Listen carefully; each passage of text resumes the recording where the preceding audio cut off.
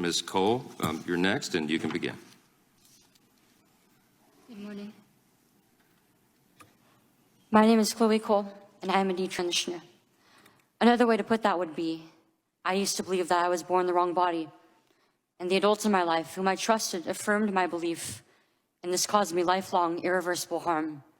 I speak to you today as a victim of one of the biggest medical scandals in the history of the United States of America. I speak to you in the hope that you will have the courage to bring the scandal to an end and ensure that other vulnerable teenagers, children, and young adults don't go through what I went through. At the age of 12, I began to experience what my medical team would later diagnose as gender dysphoria. I was well into an early puberty, and I was very uncomfortable with the changes that were happening to my body.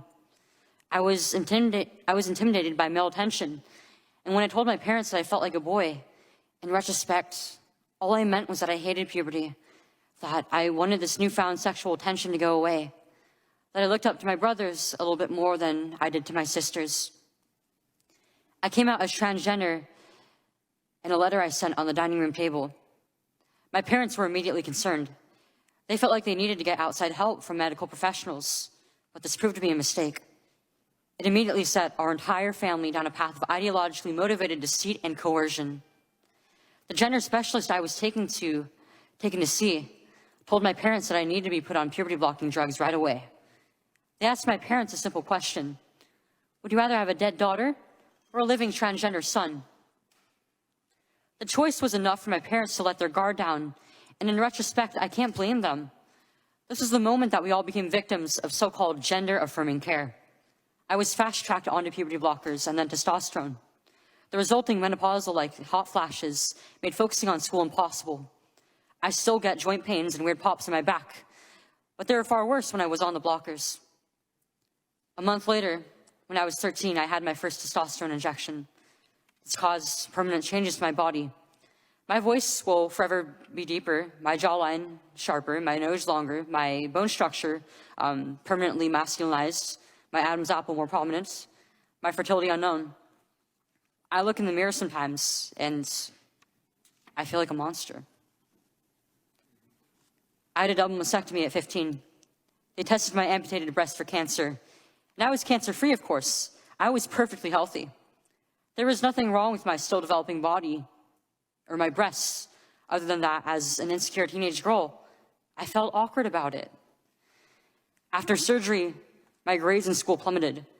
Everything that I went through did nothing to address my underlying mental health issues that I had.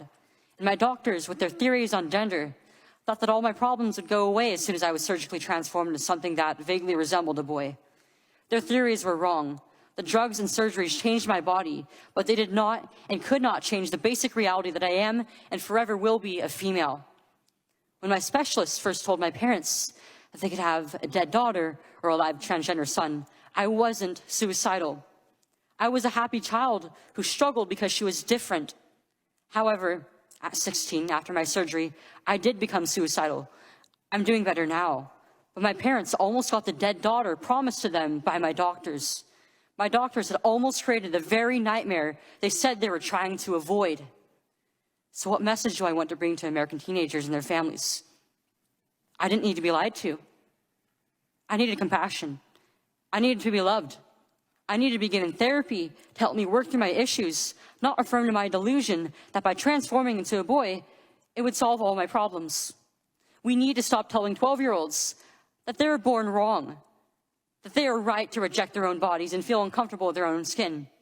We need to stop telling children that puberty is an option, that they can choose what kind of puberty they will go through, just so they can choose what clothes to wear or what music to listen to.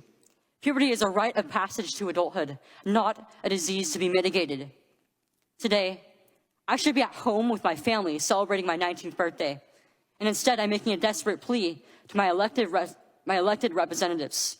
Learn the lessons from other medical scandals like the opioid crisis, to recognize that doctors are human too, and sometimes they are wrong.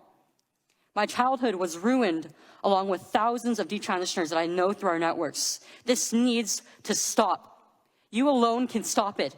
Enough children have already been victimized by this barbaric pseudoscience. Please let me be your final warning. Thank you.